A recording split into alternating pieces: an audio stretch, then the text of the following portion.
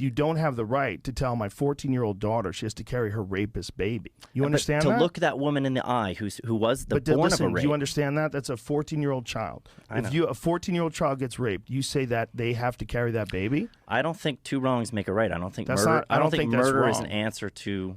I don't think murder fixes a rape. What if we're talking about an abortion when the fetus, literally it's like 6 weeks, 4 weeks, 3 days?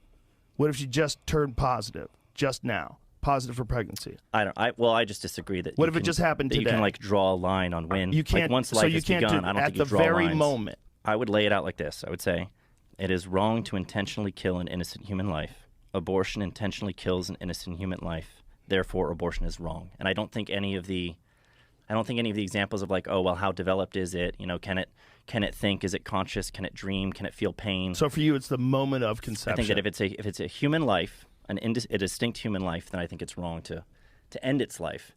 And so you think that do you think that once the conception happens, there's some sort of a miraculous event, like at the very moment, like you could literally get to the point where the sperm cracks the egg. If you could scoop that egg out right there, would that be abortion?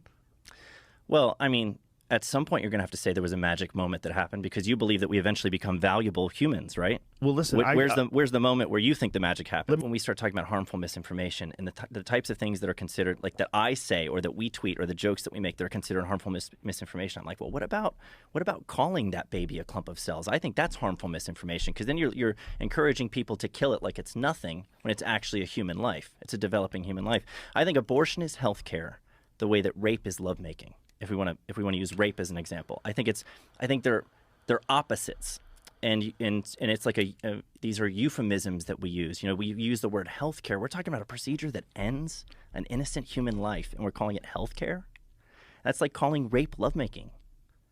And this is why it's such a human issue, because I see what you're saying.